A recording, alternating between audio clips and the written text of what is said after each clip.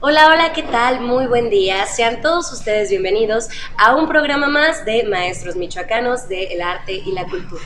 El día de hoy tenemos con nosotros un personajazo aquí en la ciudad de Morelia, artista ya, si no me equivoco, internacional, pues ahorita nos va a hablar más de su trayectoria. Qué honor tenerte con nosotros, querido Juan Carlos Cortés, músico, por ahí también compones. Bueno, nos vas a platicar tú. Bienvenido, Juan Carlos. Muchas gracias por la invitación. Ya me puse nervioso con semejante presentación.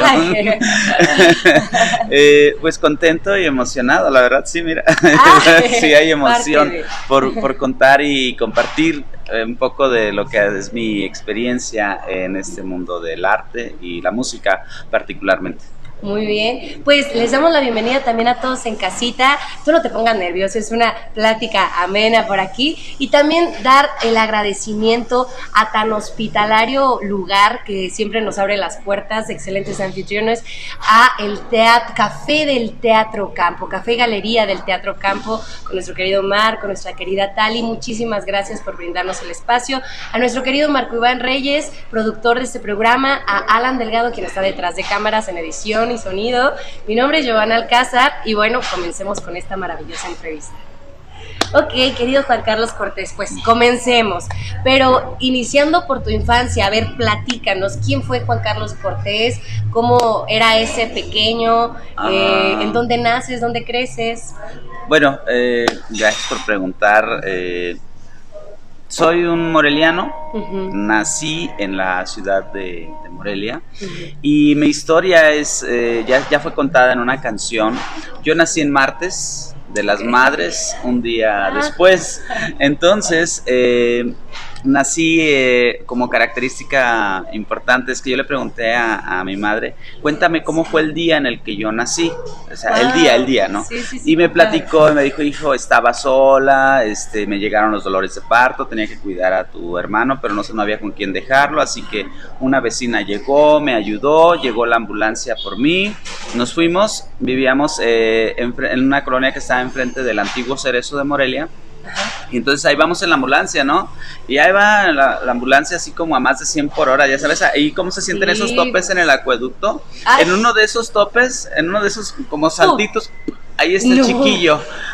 Ahí está el chiquillo nace a más de 100 kilómetros por hora en una ambulancia, en un martes, que es el día de, pues ya sabes, ahí que no te cases ni te embarques. Y además un día después del Día de las Madres. Eso significa que por muchos años yo no tuve fiestas de cumpleaños porque todo estaba enfocado a las madres, porque somos mexicanos, ¿no? Claro. Entonces, por ahí viene mi historia.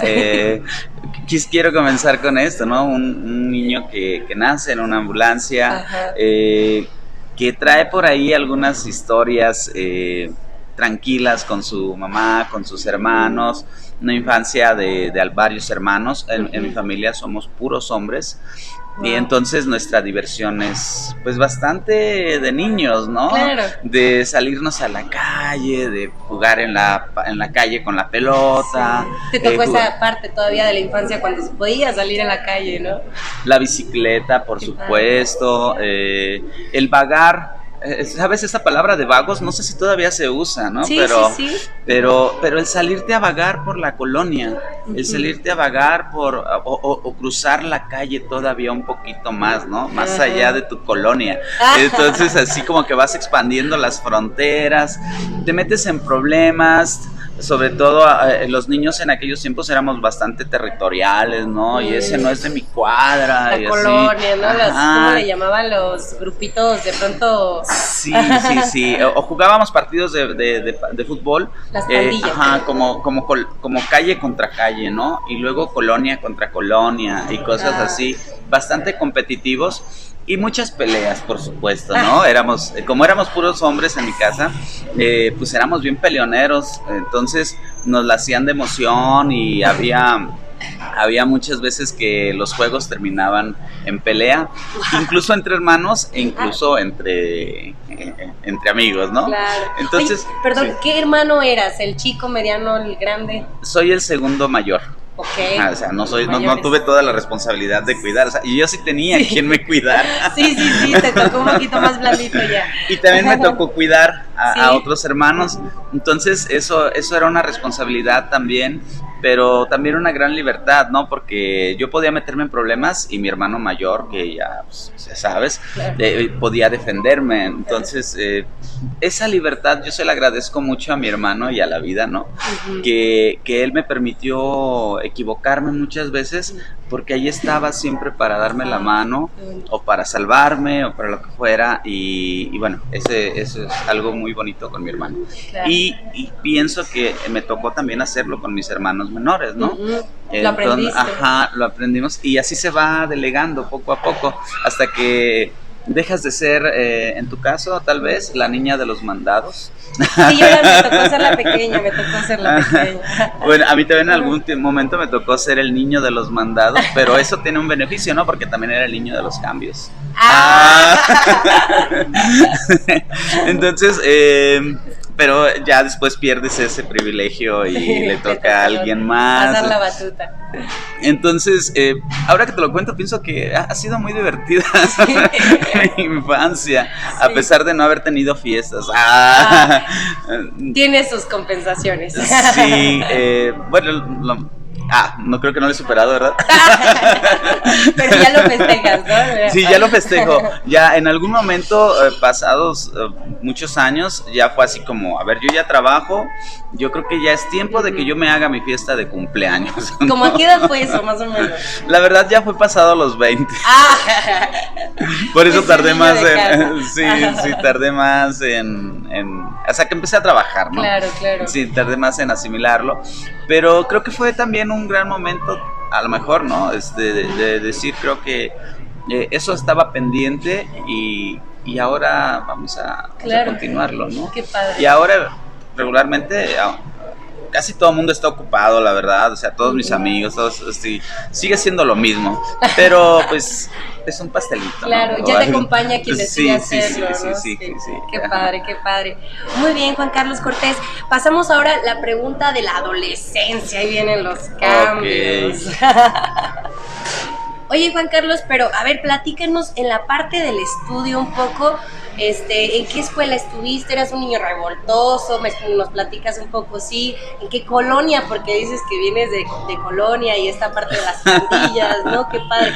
Qué controversial desde tu nacimiento. Fíjate que vivíamos en la colonia Pascual Ortiz. Rubio. Ajá. La primera infancia. Okay. Después nos mudamos un tiempo a una colonia que se llamaba Niño Artillero, para después cambiarnos a una colonia que se llama, en su primer momento, Tierra y Libertad, y después se va a llamar Wenceslao Victoria.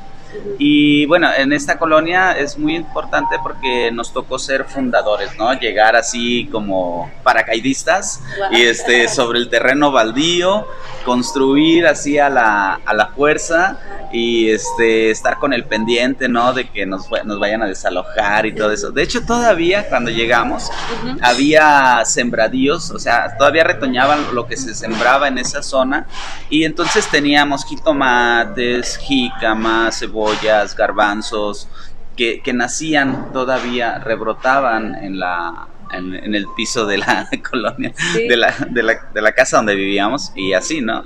Entonces, en ese lugar fue donde yo crecí, y ahí me mantuve durante muchos años en esta colonia. Entonces estudié, básicamente mi primaria ya fuerte fue en una que se llama Miguel Errejón Patiño. Nunca he sabido quién es Miguel Errejón Patiño, por cierto. Pero ahí estudié. Y esta escuela está en la colonia Guadalupe. Entonces, una iglesia, una escuela muy bonita, porque pareciera que fue un panteón en tiempos anteriores. De hecho, entre los pasillos de la escuela, en los jardines incluso, encontrábamos a veces lápidas, ¿no? O sea, no solo parecía, realmente. Realmente había restos de lápidas, ajá. Y a un lado estaba la iglesia, ¿no? La iglesia de la colonia. Entonces ya te imaginarás cuántas historias nos encontramos ahí. Fue una época muy bonita. Siempre fui el niño de la primaria que escogían para hacer el dibujo de la celebración del nacimiento de Benito Juárez. Sí. El niño de la poesía. A ver, ¿quién se va a decir la poesía? No, pues, ¿quién tiene buena memoria y además le echa ahí emoción, ¿no? Me acuerdo mucho llegar a mi casa y decirle, mamá, ¿qué crees, mamá? Estoy bien contento porque me seleccionaron para el bailable y nos vamos a vestir así, sí, y así, sí. Mi mamá así con cara de... Me va a tocar comprar el vestuario y... Sí. Y bueno, ahora lo contamos como algo divertido. Ella no debe haberlo. Ni mi papá tampoco, ¿no? Ajá. Tal vez ni mis hermanos. Okay. Pero era el niño del bailable, el niño de la poesía, el niño del dibujo y cosas así. Multifacético el muchacho. Sí, la verdad es que tenía ciertas habilidades que los maestros detectaban, claro. y algunos se encargaban en potencializar, ¿no? Qué bonito. Y bueno, después de eso entré a la secundaria, que es la secundaria técnica número 100, donde conozco a mi maestro, que fue la persona que realmente fue quien me dijo, ¿tú qué vas a hacer a un CONALEP? O sea, ¿tú qué vas a ir a hacer a la prepa de la Michoacana? ¿Tú qué vas a andar haciendo? No, Juan Carlos, tú eres un artista, tú te vas a ir a estudiar al CEDART Miguel Bernal Jiménez. Y pues obviamente ahí va el chiquillo, ¿no? Sí. Ya estamos entrando y hablando de la parte de la adolescencia. Sí. Entonces la preparatoria la voy a hacer ahí en el CEDART Miguel Bernal. Te platico que ahí en el CEDART, pues yo era un niño de colonia, ¿no? Así un niño así como medio cholo. Oye, perdón, ¿te tocó la parte que todavía se transcurría como secundaria? Sí. Ok, porque ahorita ya nada más es prepa en Morelia. Pero yo no cursé la secundaria ahí. Yo sí cursé la secundaria en una secundaria técnica. Uh-huh. Y en el CEDART hice lo que va a ser la preparatoria. Ok. Mi maestro Alejandro Mesa de la secundaria fue quien, él me ponía en los bailables, yo iba para estudiar danza. Sí pasa mucho en CEDART que de pronto tú vas con la idea fija y te cambias totalmente. Sí, yo bailaba y bailaba pues cosas de la calle, ¿no?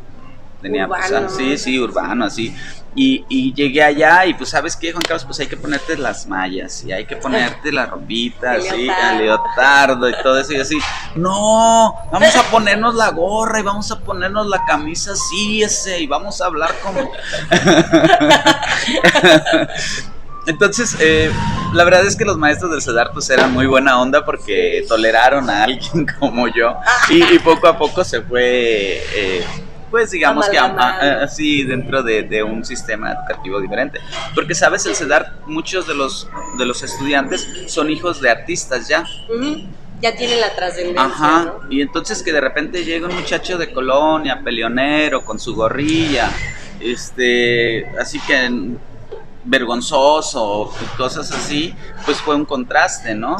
Entonces, con el tiempo los maestros la verdad es que hicieron un muy buen trabajo, me fueron orientando, porque pues ese es su trabajo también, y además yo lo aprecio y lo valoro mucho porque ahí fue donde yo encontré más herramientas, y de querer ser bailarín pasé a ser músico. Entonces, a partir de ahí comienza mi vida con la música, ¿no? Pero de alguna manera sí está un tanto ligado la música con la danza, ¿no? Definitivamente está ligado con todas las artes, sí, ¿no? Claro. Porque voy a presumir un poco, tal vez. Adelante, por favor. Pero en la primaria gané estos concursos de El Niño y la Mar, ¿no? Que hacían un dibujo del niño y la mar, ¿no? Entonces era el orgullo de la primaria porque había ganado un dibujo. Y cuando yo llego a CEDART, bueno, eso es una presunción ahí, que está chido, ¿no? La verdad es muy bonito. porque yo todavía no tenía la dimensión de qué era lo que había ganado, ¿no? Un logro, ¿no? Ajá, aparte un logro a nivel nacional, ¿no? Estamos hablando de un dibujo que creo que todavía puedes ir a la dirección y todavía lo tienen ahí. ¿Qué escuela me dijiste que era?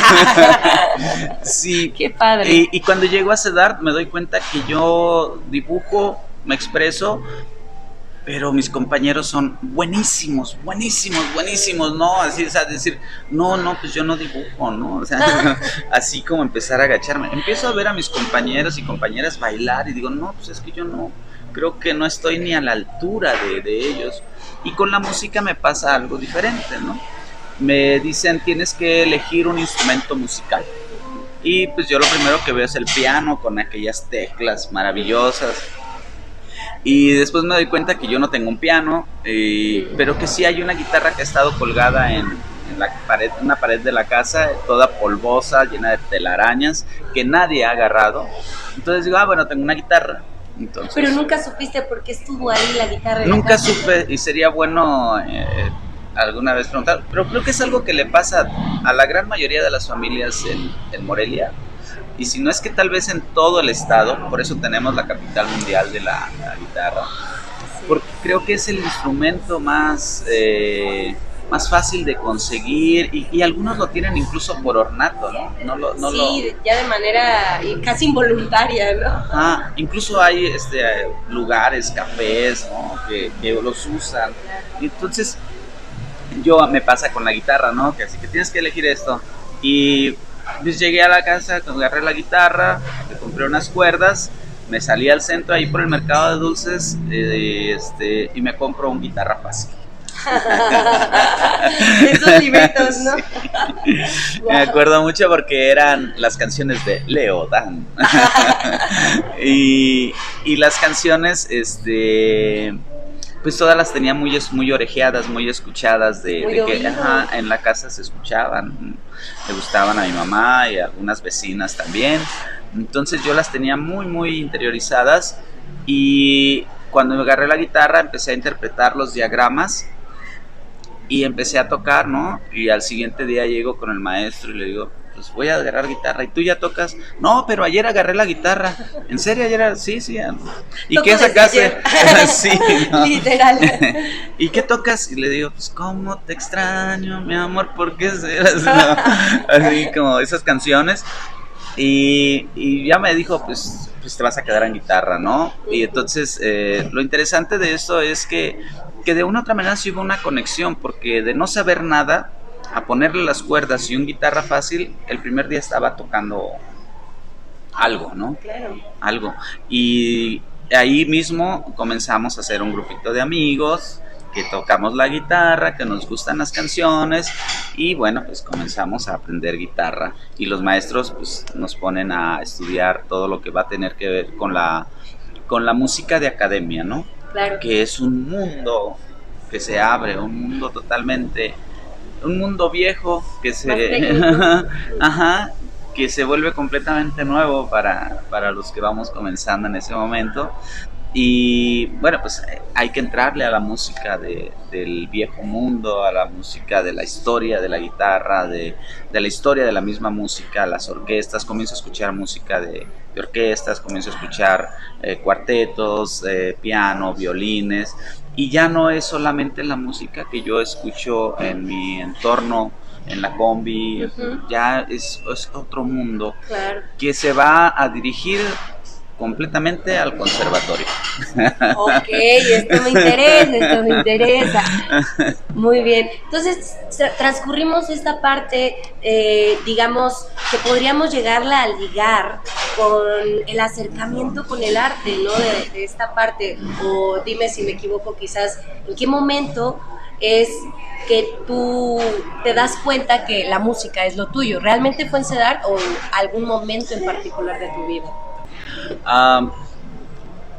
Para elegir la música, creo que primero la eligen los maestros por mí, en el sentido de que ellos tienen más experiencia, ellos son los que ven las posibilidades, ven las capacidades, y el CEDART comienza a hacer unos convenios con el conservatorio y nos selecciona a algunos alumnos para que vayamos a tomar unos cursos al conservatorio y ahí entrar a ese mundo del conservatorio, ya sabes, el espacio, los salones, el jardín y todo lo que se aprende en la música, todos los amigos, todos los compañeros con los que trabaja uno, todos comienzan a echar flores, ¿no? A decir, oye, tocas muy chido, oye, te salió muy bien la pieza, oye, y entonces me doy cuenta que las personas comienzan a creer en lo que...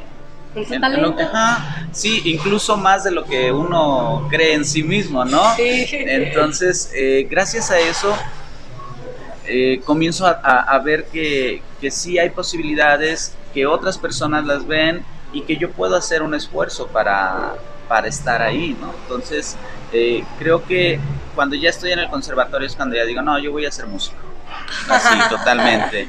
Y ahí mismo paso algunos años en el bachillerato, porque pues es una escuela de muchos años. Conozco a muchos amigos también, pero ahí mismo conozco a otros que traen música, sobre todo compañeros que vienen de los estados vecinos del norte, que traen música diferente. Entonces ahí es donde escucho blues, ¿no? Y digo, wow, creo que esta música me encanta, y voy con mi maestro de guitarra y le digo, oye, ¿puedo aprender a tocar esto? No, esto no lo enseñamos aquí. El blues, en particular. Pero sí conozco a otro amigo que te puede enseñar. Mi maestro Beto Robles me dijo así. Pero conozco a un norteño que se sabe todo eso. Se llama Daniel Madrid y está ahí en los pasillos tocando todo el tiempo.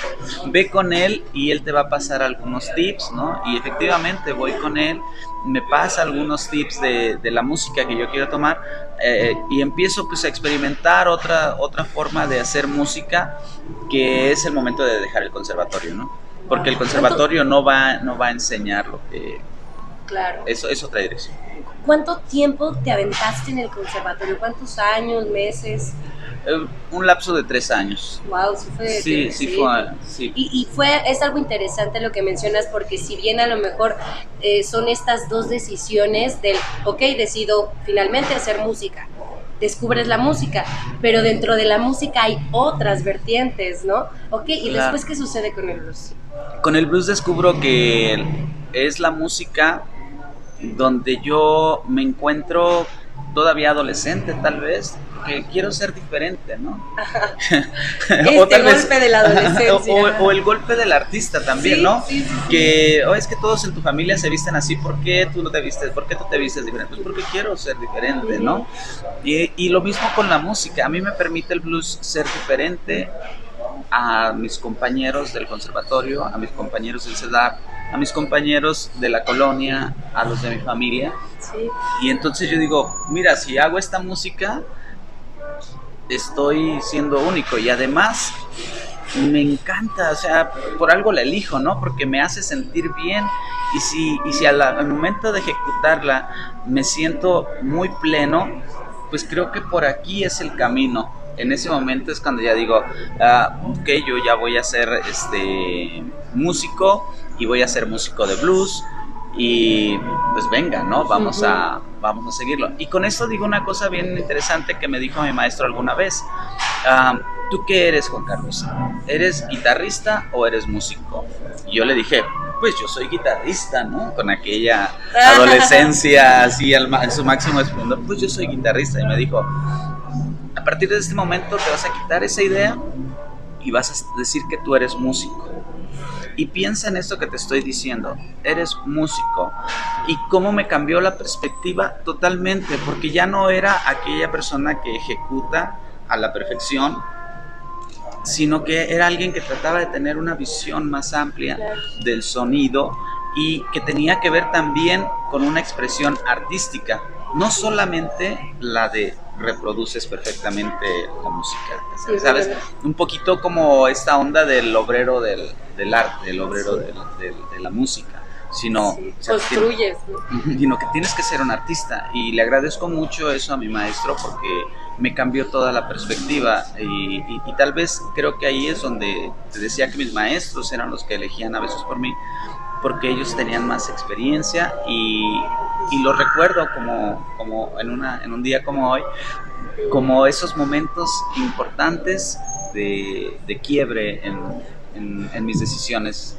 Que justamente lo dices muy atinadamente, momentos importantes de quiebre, ¿no? Porque justo creo que esa parte de pronto vamos, no sé, se me viene a la imagen metafórica en el mar, ¿no? Pero el mar es tan extenso y tan sin rutas que hacia dónde voy, y de pronto nos giramos tanto, pero hay una parte en la que sí es importante detener y que quizás fue importante dar esas vueltas justamente para darle un sentido a lo que estás haciendo, de, ok, ya me di cuenta que estoy girando y girando y girando, pero ya es momento a lo mejor de llevar la ruta exacta, ¿no? Y eso Claro. es justamente lo que hace, creo, el blues contigo. Pero a lo largo de esta carrera supongo que hay como otras vertientes. ¿Es nada más el blues o qué más te encuentras? El miedo, por supuesto. Evidentemente. Esto de tenerle que explicar a las personas, hoy lo publicaba en internet, ¿cómo le explicas a alguien lo que es un bloqueo creativo? Sí. ¿Cómo le explicas a tus papás que te vas a dedicar al arte, ¿no? Sí. ¿Qué momento eliges? Tal vez cuando están enfermos o algo, mientras la atención está distraída en otro lado, ¿no? El momento más oportuno. Sí, no, busca uno el momento y ese es realmente terrible, ¿no? Que cuando dice, híjole, hijo, pues yo veo que ya no hay para otro lado, ¿verdad? Creo que vas a hacer esto. Siento que es como esta parte comparativa, no es ofensa ni nada por el estilo, pero es como esta parte del, ¿cómo le digo a mi mamá que estoy embarazada? ¿No? ¿En qué momento? Es esta parte de, ¿cómo le digo que quiero estudiar arte? ¿En qué momento? Sí, y explicarle incluso a tus amigos que tú no vas a ser parte del camino que se había construido en la adolescencia, ¿no? Porque todos teníamos grandes planes y de repente, ¿sabes qué? No, pues es que yo voy a agarrar este camino y por aquí le voy a dar. Entonces, esos momentos fueron muy, muy difíciles, pues tendríamos una entrevista o unas memorias, estaría buenísima, ¿no? Ahí de que... Platícanos, ¿cómo fue el momento en el que le dijiste a tus papás que querías ser artista, ¿no? ¿Y tú lo recuerdas en el momento exacto? La verdad no lo recuerdo como tal, pero sí recuerdo que mis papás me acompañaron a un concierto que hicimos en La Mueca. Era un concierto de experimentación musical muy interesante. Mis papás nunca habían ido a un teatro, ¿no?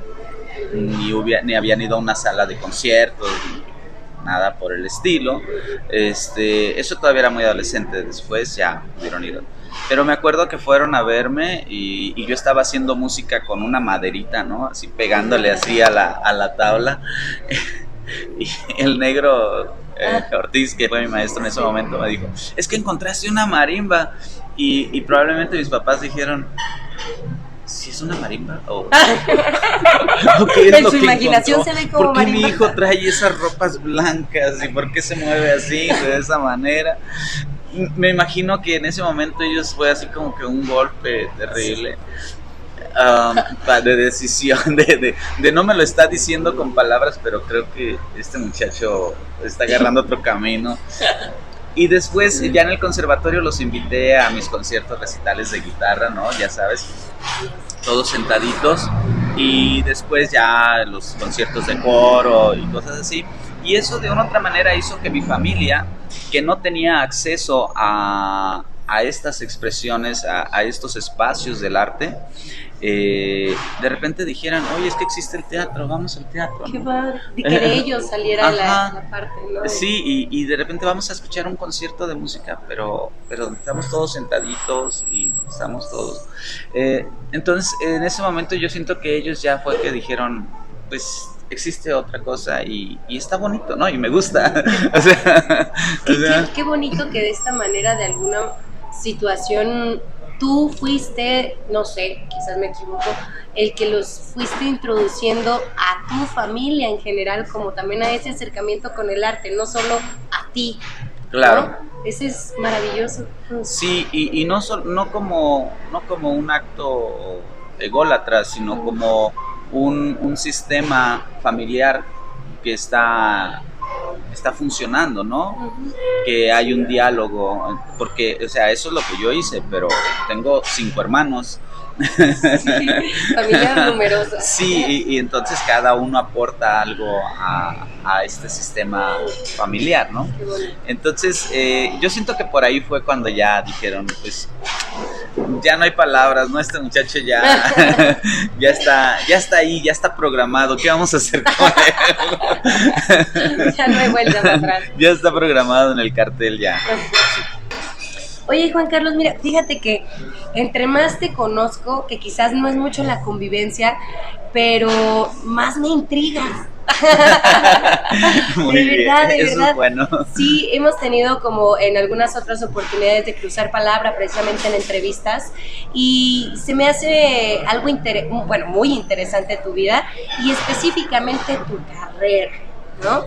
Vamos con la parte ahora de la trayectoria. ¿A partir de qué momento consideras tú que comienza tu trayectoria? Probablemente fue desde estos primeros conciertos que tus papás dijeron, ya lo perdimos.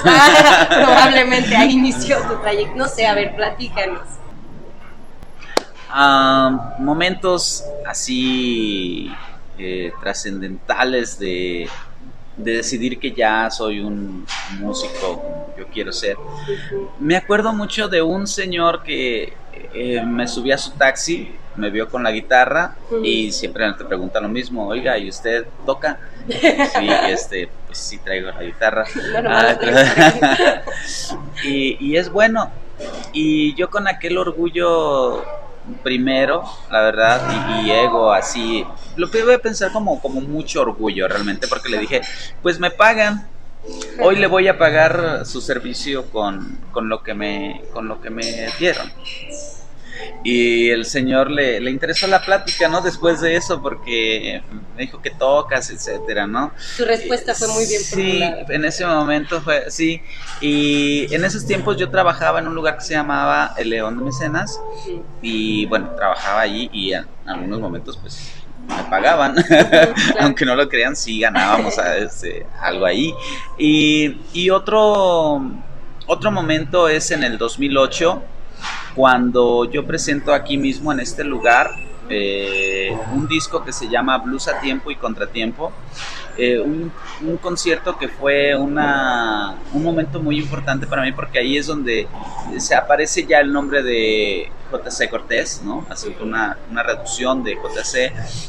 Juan Carlos, pensando en un nombre artístico basado en los nombres de los músicos de blues. Los nombres de los músicos de blues no son la banda Los Chinitos, la banda Los Pétalos Rosas, son B.B. King, Buddy Guy, Stevie Ray, o sea, son puros nombres de solistas, pareciera, ¿no? Pero que tocan con una banda. Entonces yo decido ponerle así el nombre acotar mi nombre, a J.C. Cortés, como sí, y le puse así band, exacto, ¿no? Porque en ese momento junté una banda para presentar ese disco y a partir de ahí comenzamos a trabajar juntos como banda después de ese concierto que hacemos aquí mismo y que veo también una respuesta del público muy importante, donde de repente aparecen los titulares de los diarios, ¿no? Que abarrotó o abarató también. No, decían abarrotó el teatro Ocampo, ¿no? Y sabes, ese momento para mí es creo que fundamental, aunque yo tengo mucho trabajo antes y eso, me parece que ese momento es donde mi carrera profesional tiene una solidez, tiene una dirección, tiene un discurso y además tiene lo más importante, un público ávido de lo que yo había construido en otro momento y que se juntó y de repente toda la gente estaba en el teatro, ¿no? Y me platican, yo estaba en el teatro, tú sabes cómo hacer eso, que del escenario hacia adelante vemos muy poco, pero me platican que había gente en los pasillos, que había gente en el lobby, que todo el lobby estaba lleno, que había gente haciendo fila allá afuera, que bueno, que hubo así toda una fiesta por celebrar conmigo una propuesta artística, ¿no? Y a partir de ahí creo que es el momento. Ok, a partir de ahí comienza. Sí. Pero después, ¿qué sucede? Supongo que mucho. Sí, sucede que la música no es solo hacer música. Claro. Eso te iba a comentar, ¿no? Justo por no formularte la pregunta de ¿en qué momento consideras tu trayectoria? La pregunta personal por la anécdota que me contaste es ¿en qué momento te empezaste a considerar músico y no guitarrista? Yo pienso...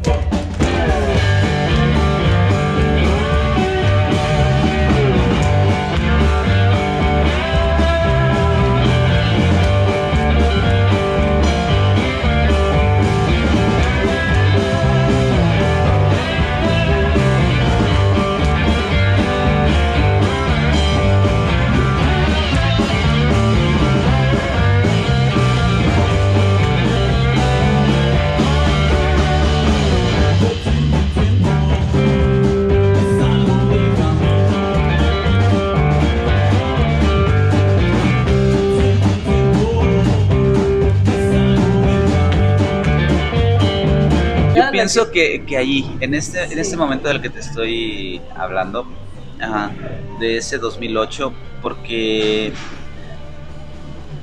veía todo esto que está alrededor de no solamente tocar la guitarra. Yo antes ya había grabado un material y me acuerdo de haberlo llevado con un amigo y me dijo, pues es que el disco está bien, pero pues nada más toca bien el de la guitarra, ¿no? Es lo único que te puedo decir. No te puedo decir que la música está chida, o sea, puedo decir el guitarrista toca bien. Y yo valoraba mucho la opinión de este amigo y yo sentía que todavía seguía yo en ese mundo de, aunque ya me lo había dicho mi maestro, o sea, muchos años antes, yo seguía en ese mundo de, pues yo toco la guitarra, ¿no? Es que yo solo quiero tocar mi guitarra, así me recordarán mis amigos, sí. como con esa frase, ¿no? No, pues es que yo solo quiero tocar la guitarra, y estaba obsesionado en eso. Pero cuando de repente ves un producto artístico, que en este caso nosotros es un concierto, un disco, los diarios, los periódicos, algunas revistas, algunas entrevistas de radio, algunas entrevistas en televisión, y te das cuenta que ser músico está envuelto en muchas cosas, ¿no? Hay que tener una fotografía, hay que tener un video, hay que tener una tarjeta de presentación, y no solamente tocar la guitarra, ¿no? es que en ese momento creo que yo tengo una propuesta y lo repito, y no solamente me llaman para que toque la guitarra, ¿sabes? Cuando me llaman algunas personas a trabajar, me llaman porque quieren ver a Juan Carlos Cortés y no porque quieran ver a un tipo tocar la guitarra. Claro.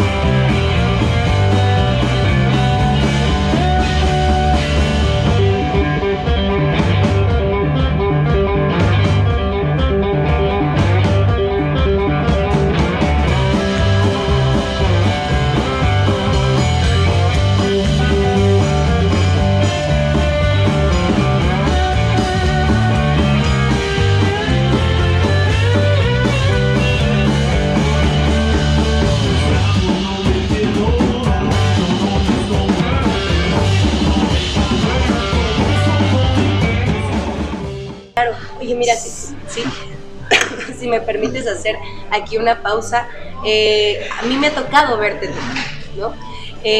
Y yo conocía tu nombre JC Cortés, Band, claro. Y por eso te comento, lo recuerdo muy claro en Tesla. Tocaban después de nosotros como grupo y nos quedábamos todas las semanas a escucharlos, ¿no? Ya hasta me sabía su repertorio. los diálogos entre canciones. Y era algo muy particular y que no siempre, y creo que se da como más en la parte justamente del blues, que no solamente es el espectáculo sonórico, ¿no? Es el espectáculo visual, el showman, ¿no?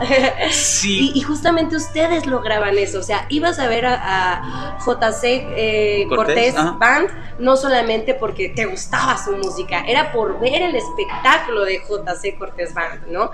Y eso es algo, insisto, no que cualquier artista llega o logra, ¿no? Se te aplaude.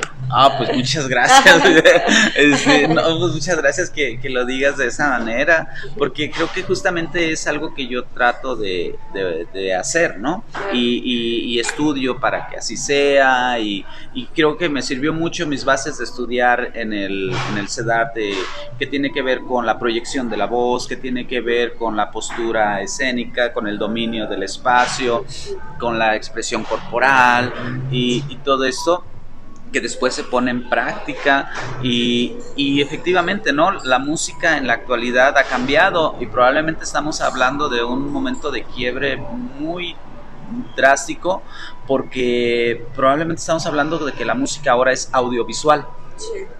Sí. Y no solamente el audio, ¿no?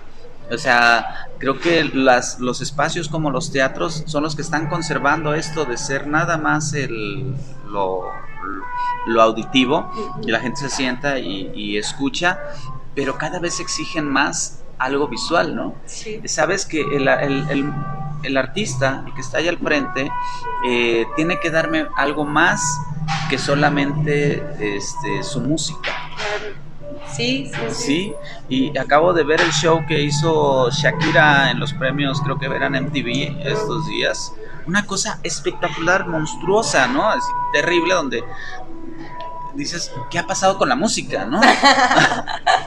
Sí, esa parte también equilibrada, ¿no? Sí, ¿qué ha pasado con la música? Pues un cambio, ¿no? O sea, podríamos decir, ¿qué tiene que ver la música con mover las caderas? Justamente lo decías al principio, ¿no? La música y el baile. El ritmo. Exacto, entonces algo está ocurriendo con la música, y que nosotros como músicos podemos entrarle o podemos dejarlo de lado, como queramos. El tiempo después, cuando veamos esta entrevista, tal vez nos dé la razón, o nos diga, mira, ¿de qué estaban hablando? No sabían nada. ¿No? Lo que sea que pase. Pero algo ocurre con la música en la actualidad, y bueno, yo trato de hacerlo. Mi trabajo es igual que el de cualquier persona que va a una oficina. Te levantas en la mañana, preparas tu café y te pones a trabajar, ¿no? Sí. Y te pones a bosquejar cómo va a ser tu concierto. Te pones a bosquejar cómo va a ser los movimientos, qué diálogos vas a hacer. Te pones a estudiar técnica, te pones a estudiar canto, te pones a estudiar vocalización, te pones a estudiar a escribir nuevas canciones, porque en mi caso pues sí me gusta esa parte, ¿no? Oye, platícanos de eso. También escribes, o sea, tú compones tus canciones, compones la parte musical y la parte de la letra. Sí, sí. ¿Desde cuándo o por qué fue que empezó también esta chispita? ¿O a la par? Siento que fue desde... Me preguntan a veces los alumnos así, ¿y tú por qué cantas, no? Así, digo, no lo sé, creo que esto es algo inevitable. Yo desde que agarré la guitarra empecé a cantar. O sea, el mismo día que toqué la guitarra, ese día yo estaba cantando, ¿no? Dicen, pero es que es dificilísimo. Pues sí es dificilísimo, pero eso quise ser yo, ¿no? O sea, a mí me salió natural. Y incluso podríamos hablar de esto que decíamos hace rato, ¿no? Que quién nace para ser artista, ¿no? Si desde bebé, o hay cosas que ya traemos, que a mí me pasó así, ¿no? Que yo quería cantar. Entonces, desde que quería cantar es tal vez porque quería decir algo, ¿no?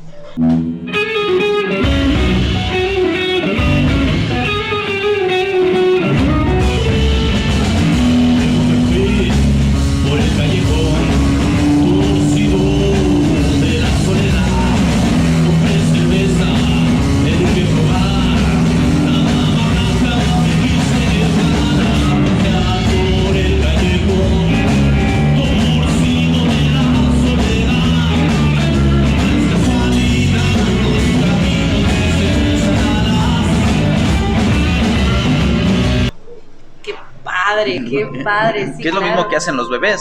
Sí, O sea, cuando usan la voz es porque quieren decir algo. claro, es una manera de expresarse. Ajá, entonces para mí siempre ha sido muy importante esto, ¿no? Como el, el, dec- el decir lo que quiero decir de la mejor manera posible, ¿no? Entonces, Sí, sí, a veces sí. uso la poesía, a veces uso la palabra directa, a veces estoy en una entrevista, a veces estoy en una fotografía, a veces y trato de decir algo, ¿no? Que siempre haya algo que decir en mi trabajo. ¿En qué se basan tus creaciones? Como músico, como cantautor, platícanos. Primero comenzaron con, y se puede ver en mis grabaciones, con la historia de mi vida. Como esto que te decía, hay una canción donde yo explico cómo fue el día en el que yo nací. Y primero tiene que ver mucho con todo esto y creo que pues, eso le debe pasar a muchos cantautores. De lo único que podemos hablar, que tenemos perfectamente la certeza, es de nosotros mismos, ¿no? De nuestras propias vivencias, sí. Ajá. Y bueno, entonces primero empiezan por ahí, ¿no? De cómo es mi vida. Y algo bien interesante es que me empiezan a decir, es que tus canciones no son las canciones de amor, ¿por qué tú no? Porque si todos hacen una canción de amor así al principio, ¿por qué tú no la haces? Digo, pues es que iba saliendo por la calle, iba cruzando por arriba del puente y ahí abajo en nuestra ciudad, que la cruzan los ríos de aguas negras, había una persona que estaba muerta, ¿no? Se te hizo más importante que el decir me enamoré de esta manera. Ajá, Claro, o sea, comienzo yo a ver que hay otras cosas que también hay que contar, ¿no? Que merecen también esa atención. Claro, claro. Estaba el amigo dispuesto a tratar. Quería mi alma, yo quería tocar. Puso en tu pecho, de frente una cruz. Hicimos el trato, dijimos algo. Yo fui por el gallego, torcido de la soledad. Entonces, pues primero sí sobre mi vida. Después sí, la verdad es que también hablo bastante sobre mi vida amorosa. ¿Te has enamorado? No, ¿Qué? claro que sí. Y también me interesa mucho, y eso tiene mucho que ver con el blues, ¿no? ¿De qué vamos a hablar en el blues? O sea, pero ¿cómo vamos a hablar del blues en México y en otro idioma, ¿no? Entonces yo cuando empiezo a estudiar las historias de blues me doy cuenta que los temas tienen que ver con otras cosas, ¿no?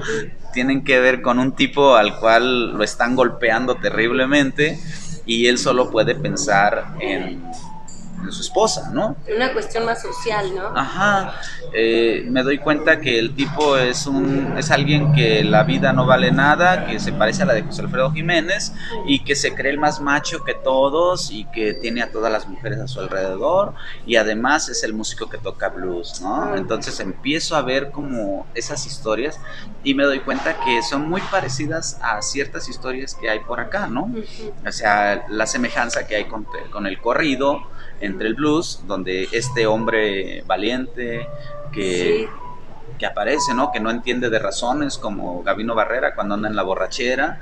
Lo mismo, la hipersexualización de la mujer, por supuesto, ese deseo sexual que hay en la música, cuando tú lo pones ahí y que logras que una pareja se bese, se levante y se empiecen a dar unas acariciadas, dices, lo estoy haciendo bien, ¿no? Claro, estoy provocando lo que quiero provocar. Exacto, ¿no? Entonces por ahí empiezo a ver qué son las temáticas que yo no entendía de inglés, pero después aprendí un poco y después veo la semejanza y justamente por ahí van mucho de las temáticas sociales, mucho del individualismo, de esto de lo que sentimos los individuos, sobre todo los artistas, ¿no? Con esta vida tan que a veces duele, que a veces se goza, que a veces tiene de todo, porque afortunadamente nos gusta vivir más cosas.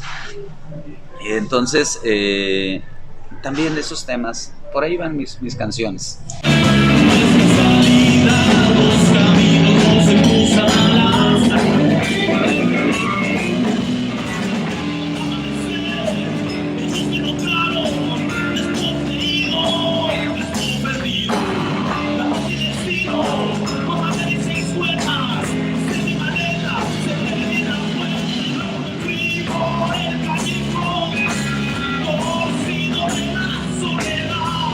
Bien interesantísimo, JC Sí. Cortés. Oye, ¿y a qué lares te ha llevado la música? Porque supongo que también como artista, pues esta parte dices, decías al inicio, ¿no? Muy atinadamente, esta parte de vagar, el bagaje, ¿no? Tiene también como esta parte bohemia con la música. ¿A dónde te ha llevado? Podríamos decir que a este momento, aquí en los maestros michoacanos, la música es la que me ha traído a que alguien de repente diga, pues vamos a hablar de Juan Carlos para que nos cuente si puede ser, y veamos si puede ser un maestro michoacano o no puede ser, lo que sea, ¿no? La música me ha llevado a muchísimos espacios, muchos lugares impensables.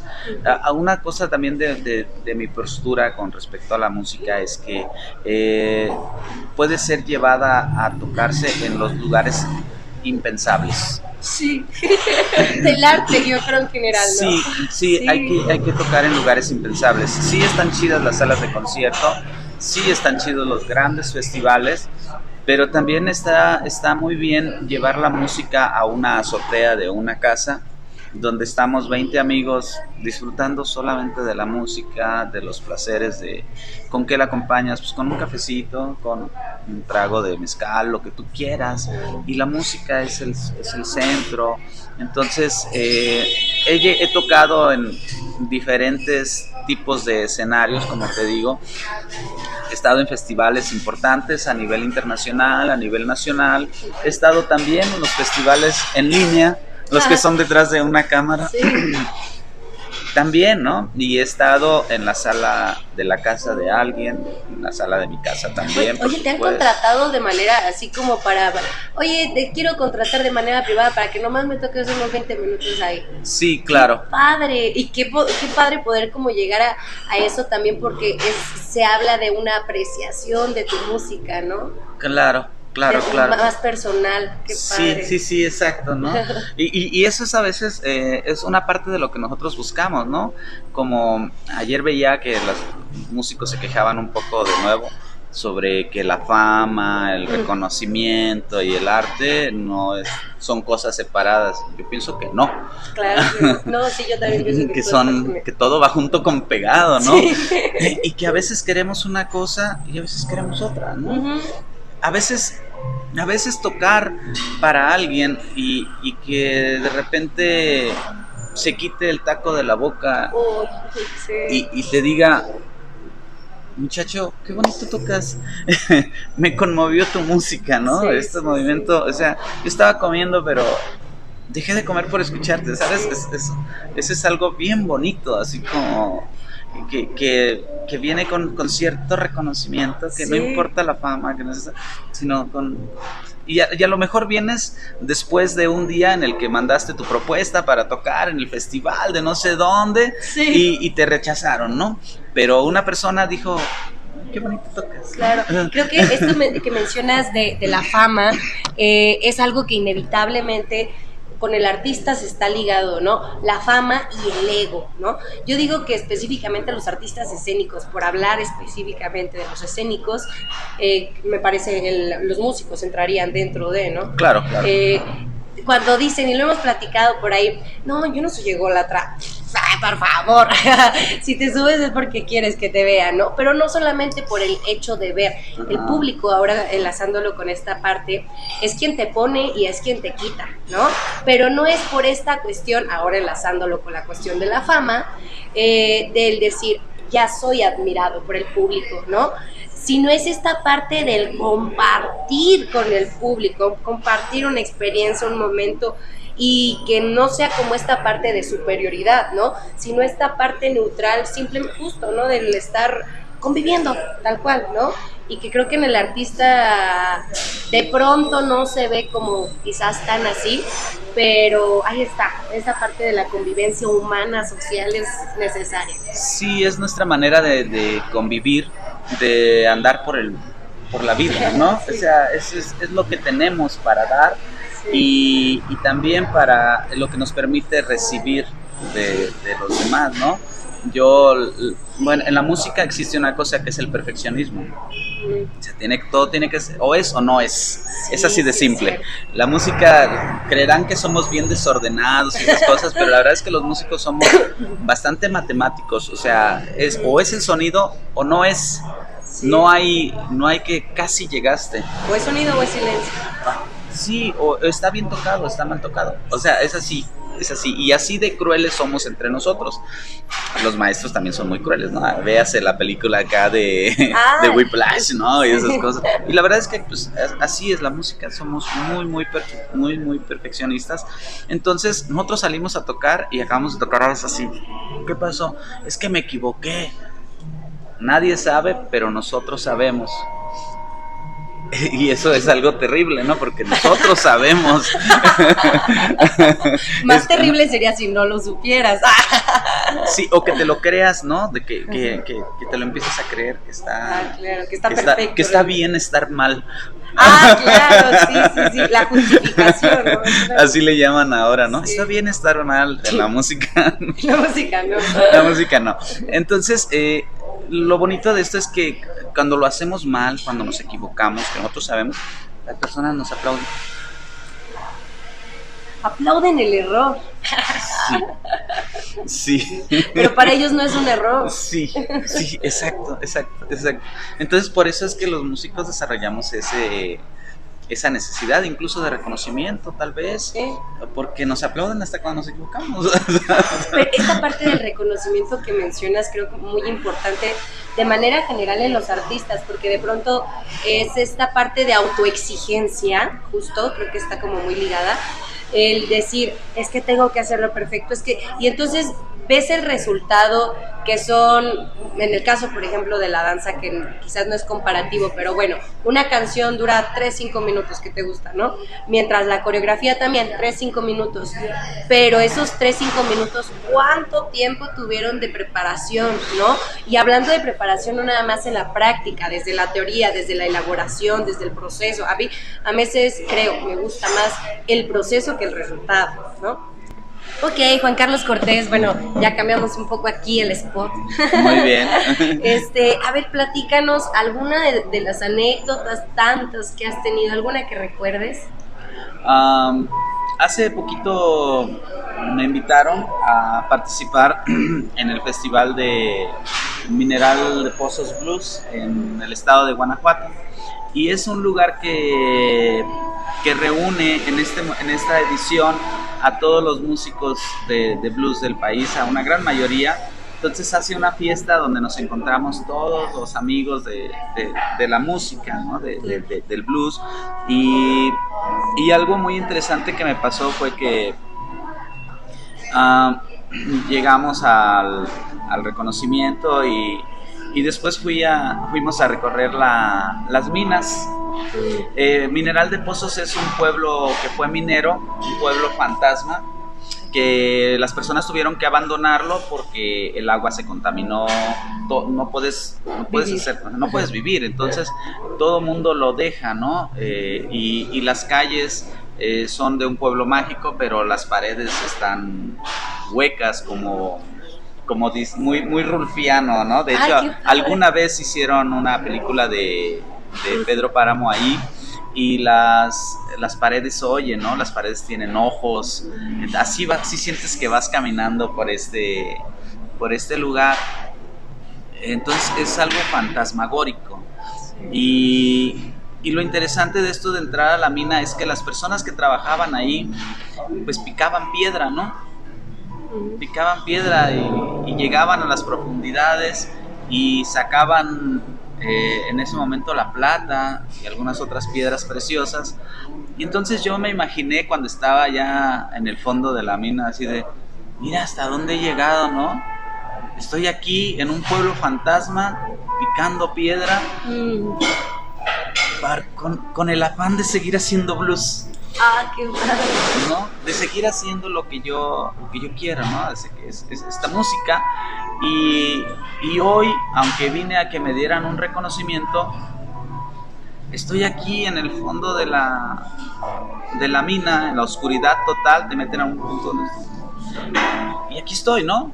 Así, o sea, todo lo que yo pueda querer o decir o creer de mí, que si soy reconocido, que si tengo fama, que si tengo... Soy así, solamente alguien que está picando piedra en el fondo de una mina en un pueblo fantasma, ¿no? Es bastante poético. Sí. Pues ojalá que salga de la mina y pueda que salga algo de la mina y vengan siempre cosas mejores, ¿no? Con esa esperanza salí de ahí, salí dispuesto a salir a tocar en la noche, un público increíble, muchos amigos. Fui con mi esposa, fuimos muy contentos a ese viaje, ella me acompañó y sabes, fue feliz, ¿no? Fue un viaje feliz. Esos momentos de pronto creo que son como los respiros para la vida, ¿no? De uno, porque de pronto vivimos ya tan en automático que hay ciertos momentos en la vida muy particulares en los que te detienes y volteas a tu alrededor y ves justo todo lo que has avanzado y justo dices, estoy aquí, estoy más presente incluso que en algún otro momento, ¿no? Entonces justo te sientes más presente en la vida, ¿no? Eso es bonito y agradecerlo y darte cuenta, qué padre y qué bonito que haya sido algo no tan atrás, ¿no? Que algo sea más o menos actual. Eso habla un poco del que disfrutas la vida. Claro, eso sí es muy importante, disfrutar la vida. Sí. Oye, Juan Carlos Cortés, ¿qué crees? Pues hemos llegado al final de este programa. Esta historia continuará. Sí. Claro, Tal vez, no, seguirá, aunque no sea en este capítulo. Claro. Pero sí, la vida sigue. La vida de Juan Carlos Cortés continúa. Sí. Para que estén al pendiente, ¿dónde te pueden encontrar en las redes sociales? Me pueden encontrar en el Spotify como JC Cortés Band. En el YouTube también con el mismo nombre. Y en las redes sociales del Instagram y el Facebook estoy como Juan Carlos Cortés Music. Así.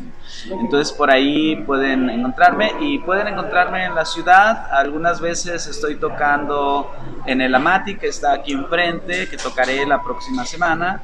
En otro lugar que se llama el Nameless, donde anoche tuve la oportunidad de participar y voy a participar la siguiente semana. Este fin de semana estaré en el Mexican Rootless. Entonces ando trabajando en la ciudad, ¿no? Qué padre. Soy un músico de aquí de la ciudad de Morelia y por aquí seguramente nos vamos a encontrar. Un músico de la ciudad para la ciudad, qué bonito, ¿no? Qué gusto tenerte por acá, como lo dije al inicio del programa y lo reitero. Juan Carlos Cortés, pues ojalá que nos topemos en otras entrevistas con más experiencias nuevas y gracias a todas las personas que nos vieron, nos escucharon, ojalá que les haya gustado, que se hayan divertido como nosotros acá, se nos va el tiempo, estaba rico el café.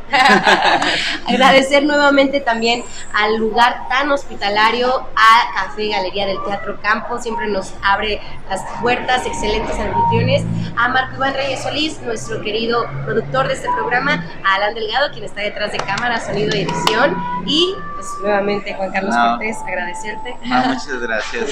Gracias a ustedes. Gracias. Mi nombre fue Giovanna Alcázar y nos vemos en el próximo programa con más de Maestros Michoacanos del Arte y la Cultura. Hasta pronto.